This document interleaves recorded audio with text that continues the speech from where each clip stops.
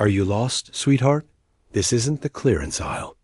The voice slices through the boutique like glass against silk. Nia blinks. She wasn't looking at anyone, just scanning dresses she knew she couldn't afford, not even in a dream. But now, everyone's looking at her. She turned slowly. The woman who said it, white, mid-40s, draped in designer, sips her latte like it's a performance. Behind her, 2 other women grin. Nia clears her throat. No, I'm just... The woman waves a manicured hand. Relax. I'm just saying, honey, that's a bold choice of fabric. Like, experimental, brave. Nia instinctively lowers her hands over her stomach. The dress. The one she'd spent 2 weeks sewing by hand after school and shifts at the diner. I made it, she says, soft. You don't say, the woman says, eyebrows arching like a punchline.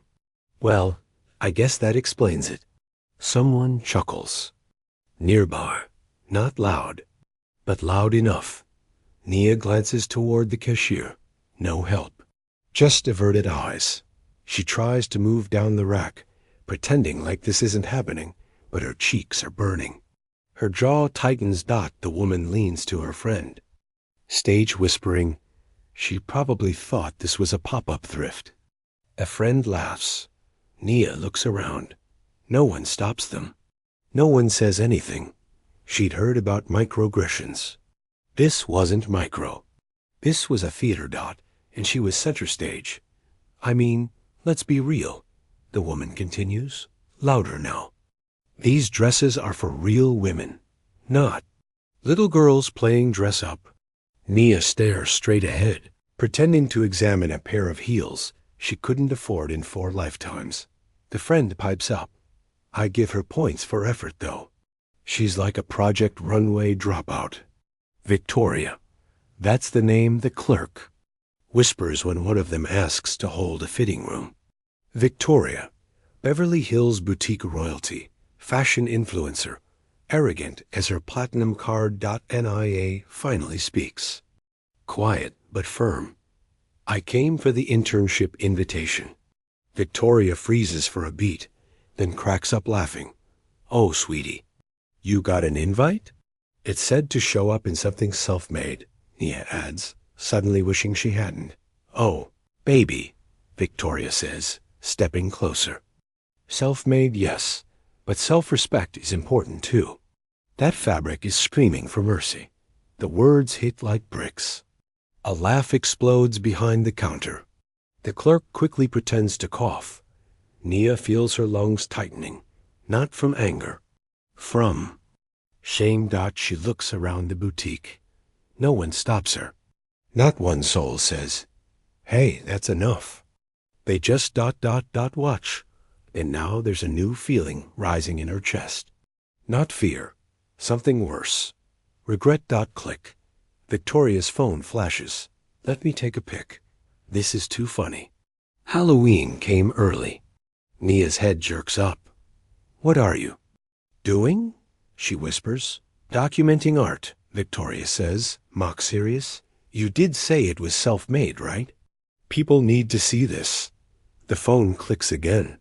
The friends are laughing now, posing like it's some twisted red carpet. One of them mouths, strike a pose. Nia steps back, her heart pounding in her chest like a warning bell. Can you not? Victoria mock gasps. Oh no, did I offend the designer? She walks a slow circle around Nia, phone up like a judge. A reality show. Let's rate it. I give it ... goodwill chic. One of her friends claps. The other mutters. 10 for confidence.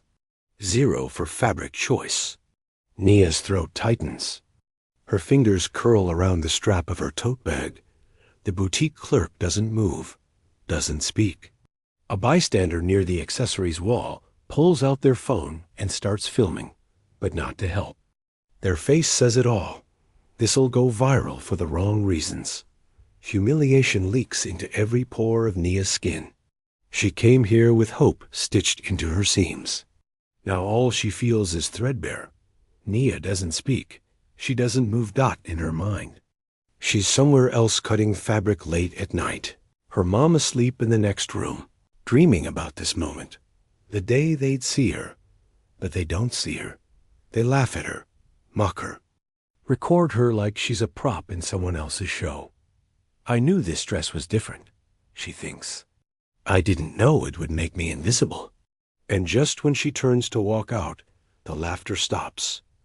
The sudden silence is sharp enough to slice the air. Nia doesn't look up at first.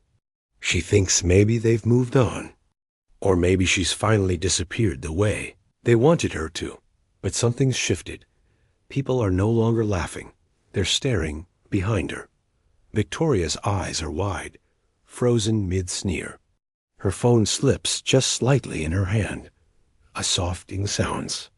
A notification dot. She looks down. Her face drains. Her fingers tremble. And then she looks at Nia like she's seeing her for the first time. Nia turns slowly. There's someone standing at the door. No. One says her name. They don't need to. Did you eat today? Her mom asked, rubbing her lower back with one hand and still wiping down the kitchen counter with the other. Nia didn't answer. She was hunched over her sewing machine, fabric clutched between her fingers, the needle stuttering through a hem. The light flickered. Again, her. Mom glanced over. That thing sounds like it's going to explode. It's fine. It wasn't. The motor coughed every few minutes. But Nia couldn't afford repairs. She needed this machine. She needed this dress. She didn't say it out loud, but her fingers had started going numb 2 nights ago. She kept going. Her mom sighed. Are you sure about this fashion thing? Nia looked up for the first time in hours. I'm not trying to be famous. I'm not worried about fame, her mom said. I'm worried about reality. Reality was that her mom cleaned law offices at night. Reality was they shared a 2-room apartment and split dinner between leftovers and silence. But Nia had a needle and a dream stitched tight enough to hold her together. She didn't want runways or red carpets. Nia just wanted to be seen and respected, not stared at, not followed in stores, not asked if she worked here whenever she wore something nice. People didn't get that. They thought fashion was shallow. But to her, it was a form of resistance. A chance to walk into a room and not be ignored, not to be underestimated. Each dress was a statement. You don't get to decide what I'm worth. She didn't want to impress anyone. She wanted to belong. Somewhere. Anywhere. The email came at 1:14. A.M. Subject. For creators only. No logo. No attachments. Just a sentence. Make something original. Wear it. Show up unannounced. 11 a.m. Location redacted. It smelled like a scam. Her mom said exactly that. They're either going to waste your time or steal your kidneys. Nia laughed. Barely. Nobody wants these kidneys. Still, she Googled the address 3 times. It was a real boutique. Beverly Hills. Fancy. Far. She read the email again. We're looking for hidden talent. No name. No sender. No RSVP. But something about it, something felt real. Or maybe she just needed it to be. Either way, she only had one dress. And no backup plan. She pressed the finished hem with her flat iron at 6 a.m. Her hands trembled, not from nerves, but from exhaustion. She'd barely slept. She couldn't risk waking her mom. She packed the dress gently, the way some people carry dreams, quiet, careful, like it might vanish. She didn't bring makeup, no jewelry, just the dress. Just her. Her mom stirred in. The next room. Are you sure you want to go? I need to try. And that was it. She zipped the bag, stepped out the door, and walked straight into a world that would try to laugh her out of it. Do you need help finding the clearance rack? That was the first thing someone said to her. Not hello, not welcome. Just that. Nia blinked, forcing a small smile. I'm here for the design event. The boutique employee didn't respond, just gave a once-over like she'd tracked mud inside. She hadn't even made it to the entrance before the stare started. Side eyes. Glances that turned into full-body scans. The kind of looks that made you want to disappear or scream, except screaming would only prove their point. One woman whispered, "Bold choice," like Nia wasn't standing right there. Another muttered, "Is she wearing curtains?" She looked down at her dress, the one she'd bled for. She knew every seam, every hidden stitch. It was imperfect, but it was hers. And somehow, in this zip code that made it laughable, she kept walking. Each step is heavier, because it wasn't just the silence, Dot. It was the judgment that didn't even pretend to hide. Dot, the coffee shop smelled expensive. She waited 10 minutes. No one asked for her order. They served the couple behind her. And the influencer type who arrived after that. But not her. She stepped closer to the counter. "Excuse me," the barista gave her a look. Not rude, just cold, flat, like she was a background object, not a person. "Oh, we're kind of slammed right now." She looked around. 3 workers. 4 customers. Right. She left without saying anything else. Just added it to the list. Another microaggression. Another reminder, some people don't need to say the word black to mean it. "Sweetheart," a voice sang behind her, syrupy and sharp. "That dress is brave." Nia turned. Victoria. The woman's skin was porcelain smooth, her outfit clearly designer. She held a tiny purse like it was allergic to touching the ground. "I mean," Victoria went on, smiling like this was a compliment, "it's giving arts and crafts. You make it in home EC?" Nia opened her mouth, then shut it. Victoria didn't wait. "That fabric is screaming for mercy. Honestly, it's kinda cruel." Laughter from someone near the shoe wall. Nia's throat tightened. "I designed it." "Oh, that's adorable." Victoria tilted her head. "Well, everyone starts somewhere." She turned to the clerk behind the counter. "Can we please get some lighting that doesn't burn the eyes?" The clerk chuckled politely. No one stopped her. No one saw Nia except as entertainment. This wasn't just casual cruelty. It was layered, dismissive, performative, and sharpened like a blade. Nia wanted to leave, but something kept her frozen. Maybe pride, maybe fear, maybe the hope that someone would finally say enough. The boutique clerk picked up the phone. Said nothing at first. Then quietly, "Can we get someone near the front?" "No rush." Nia caught it. She wasn't doing anything. Not yelling, not stealing, not even talking anymore. But that didn't matter. Her skin made them nervous. Her silence made her suspicious. Her handmade dress made her feel threatened. A minute later, a guard appeared. Didn't say anything. Just stood there, watching, like she might erupt at any moment. This wasn't just discrimination. It was a calculated dismissal, a system so quiet, it never had to name itself. Nia stood frozen in the middle of the boutique. The judgment, the laughter, the eyes. Her throat burned, but she held it in. Maybe this wasn't for people like me. The thought crept in before she could fight it, and it stayed. She's been hovering near the accessories for a while now. Victoria's voice was just loud enough for the boutique staff to hear, just soft enough to pretend it was a concern, not sabotage. She tilted her head toward Nia and smirked. "Keep an eye on her. You know how this goes." The saleswoman's expression didn't change, but she moved closer, watching. Nia stiffened. "I'm not stealing anything." Victoria's eyebrows lifted, faux innocent. "Did I say you were?" Gosh, someone's defensive. A second employee casually stepped between Nia and the fitting rooms. "Is there a problem?" Nia asked, voice low. "No," Victoria said sweetly. "But I've seen this movie before. Girl walks in wearing goodwill, walks out with Gucci." Nia's cheeks burned. The security guard took another step forward. She wasn't doing anything, just standing, but at that moment, it didn't matter. Her presence was the problem. This wasn't fashion. This was racial profiling dressed up in pearls. Victoria clapped once, loud and sharp. Ladies, fashion emergency in aisle 1.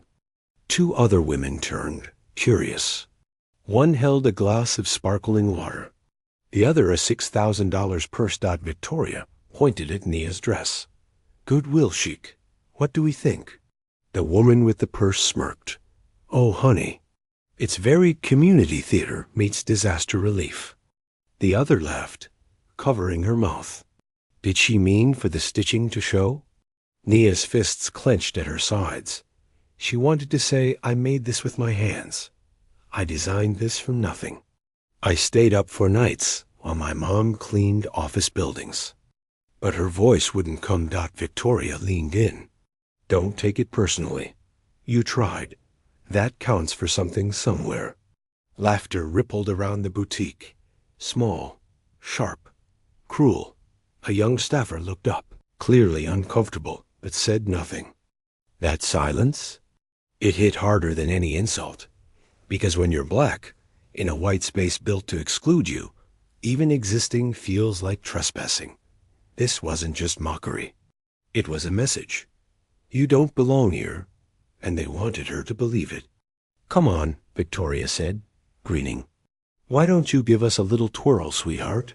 Nia blinked. What? You made the dress, right? Show us how it moves. Isn't that what real designers do?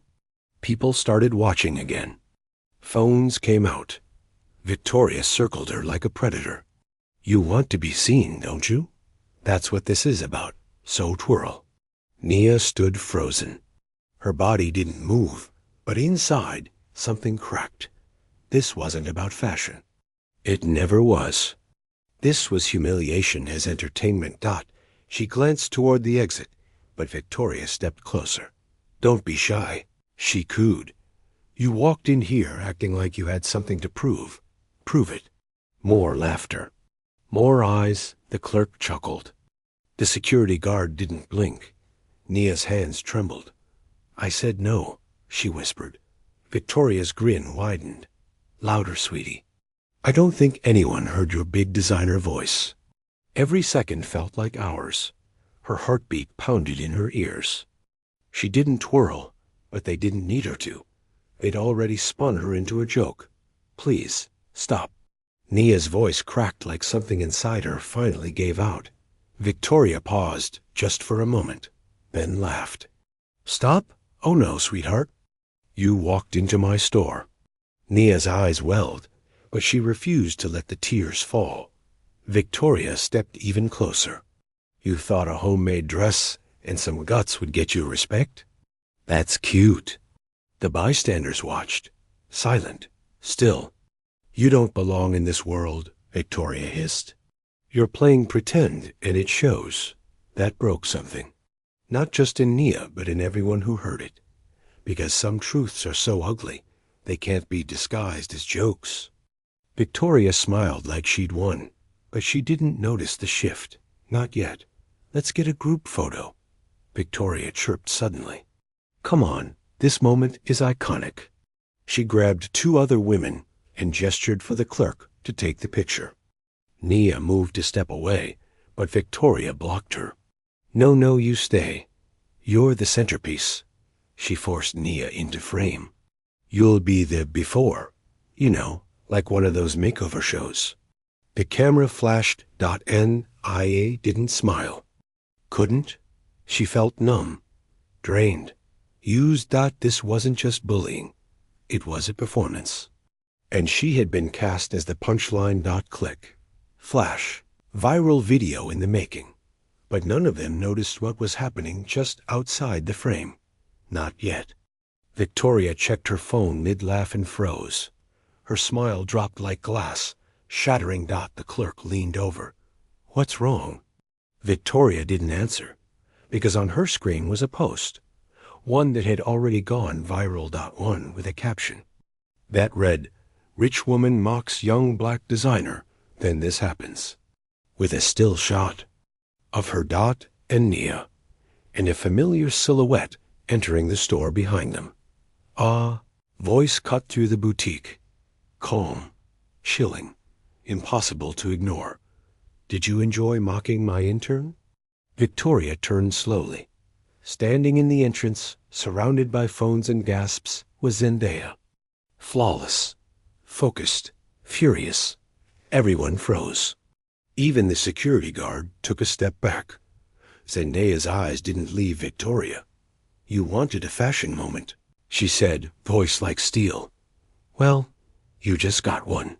And then she walked straight to Nia, arms open. Zendaya didn't hug Nia. She stood beside her, hands folded. Face calm, voice like a knife wrapped in silk. You just mocked a masterpiece. Victoria blinked. Excuse me? Zendaya didn't flinch. That dress?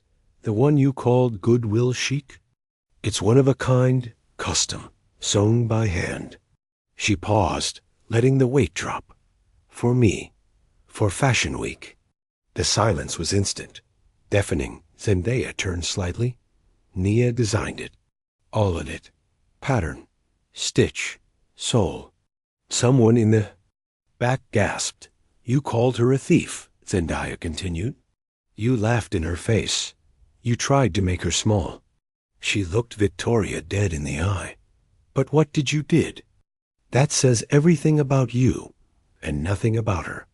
Victoria opened her mouth. Nothing came out. Nia stood still, blinking back tears. Zendaya gave her a glance. A nod. She didn't come here to beg, or to prove herself.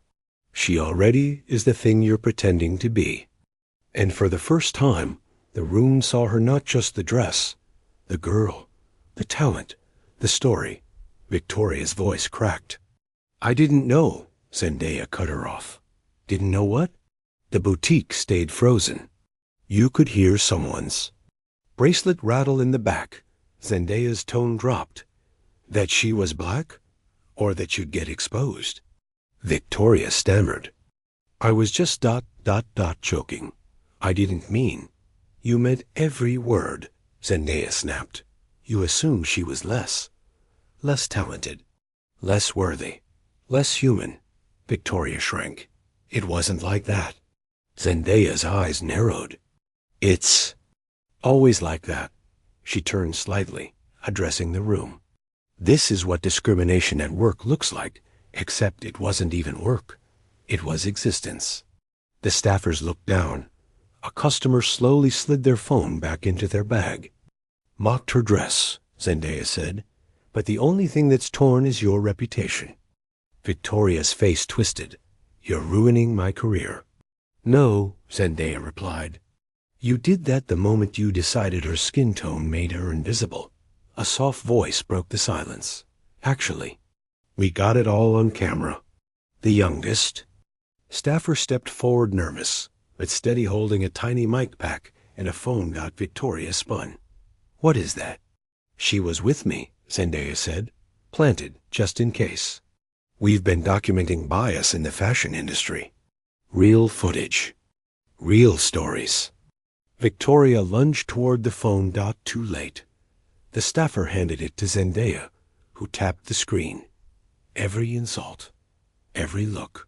Every time you called her sweetheart, like it was a slur. Victoria's hands trembled. Zendaya raised an eyebrow. Still feel powerful? Eyes were on Victoria now. Not with admiration, but scrutiny. The phones were back up. Not for Nia. For her. Zendaya hit post. The caption was already typed. When you mock a black girl's brilliance in public, expect to be held accountable in public. Hashtag racial injustice. Hashtag designed by NI. Hashtag fashion justice. A second later, her phone buzzed. And again, and again. A customer gasped. It's already trending. Another. Wait, this just hit everywhere.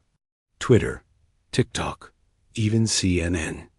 Victoria's face drained. Zendaya didn't smile. 100 million people just watched that. and counting. Victoria shook her head.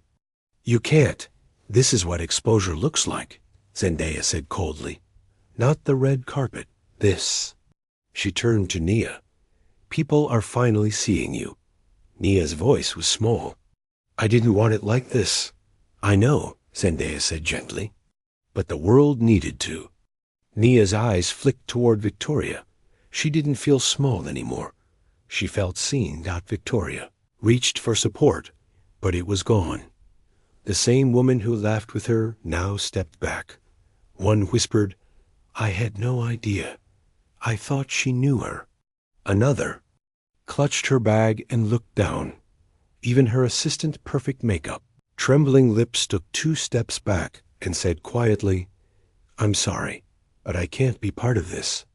Victoria's voice cracked. Wait, where are you going? No one answered. Even the guard had turned away. Victoria was still in the spotlight. But now it burned? And Nia? She didn't have to say a word, because silence had finally flipped sides. Miss Victoria. The boutique manager had been silent until now. Voice cool. Final. We'd like you to leave. Victoria froze. What? No, I'm a client. He didn't blink. You're a liability. But this store has 0 tolerance for discrimination, he recited. Please exit the premises. A final blow corporate, rehearsed, and cutting. She stood there for a moment too long. Then I walked. Alone. The door clicked behind her. Nia looked at Zendaya. Zendaya just nodded. Let them watch. Let them learn. And Nia? She finally breathed. Effective immediately, we've cut ties with Victoria Lang. The first brand pulled the plug. Then 3 more. A fashion influencer tweeted, mocking black talent isn't edgy, it's expired. By morning, Victoria's feed was a wasteland. Followers, gone. Sponsors, vanished. Reputation, wrecked. She posted an apology, filmed in bad lighting, voice shaking. I didn't realize how it came across. I'm sorry if anyone was offended. If comments torched her alive. This is why we don't believe in canceling culture, because people like her treat it like PR cleanup. You didn't apologize to Nia. You apologized to your brand. You didn't get canceled, you got exposed. Victoria turned off comments, but it was too late. You can't delete who you really are when the whole world's already seen it. The next day, Nia's name wasn't trending. It was headlining. CNN. Boutique incident sparks conversation about racial injustice in fashion. Vogue. Meet Nia James, the self-taught designer redefining power. Zendaya did an interview and said one sentence that broke the internet. If you're scared of black brilliance, don't stand in front of it. Industry execs were calling now. Not to give her a chance, but to beg for one. Nia didn't change her number. She just stopped answering to people who once made her feel like she didn't belong. A high school student recreated it. A wedding designer adapted it for black brides. A museum requested it for a special exhibit on art as protest. People didn't just like the dress. They saw it because it wasn't fabric anymore. It was a statement, a flag. A middle finger wrapped in thread. Is what happens when someone stands up for herself, and the world finally listens. And every stitch whispered, you can't shame what was built in truth. The scholarship came from the Fashion Equity Fund. Zendaya's name was on it, but Nia's name was inside it. Full ride. New York. Mentorship. All of it. At the annual gala. Nia took the stage, handmade gown, steady voice. She didn't thank Victoria. She didn't have to. She thanked her mom for staying up with me while I stitched through tears. And then the crowd rose. Not for Zendaya, not for the dress, for the girl who'd been humiliated, overlooked, and still walked in like she belonged. Because now she did. 3 months later, the boutique invited her back. Different manager. New staff. Same floor dot. She didn't walk in with fear this time. She walked in with samples. Her collection was launching, and the store that once tried to shrink her now wanted her on their front display. Nia placed the first gown, yes. That gown in the center, that a woman passing by. Wow, dot, dot. It's beautiful. Who designed it? Nia smiled. I did. And when she turned around, people didn't just see her, they stood for her. The reporter asked, what would you say to the people who tried to tear you down? Nia looked straight at the camera. They tried to humiliate me and ended up advertising me. She held the mic a second longer. You can't teach class, but you can show it. And she did. Have you ever watched someone get dismissed before they even open their mouth, just because of how they looked? Yeah, that's not fashion. That's racial injustice. If you've ever witnessed discrimination at work, microaggressions, in a store, or someone humiliated for simply existing, drop a, then share this. Because silence is complicated. Dot. Tag someone who's been underestimated, overlooked, or talked over. Let them know you saw it. Let them know you stood up for them. Because real power doesn't mock, it lifts.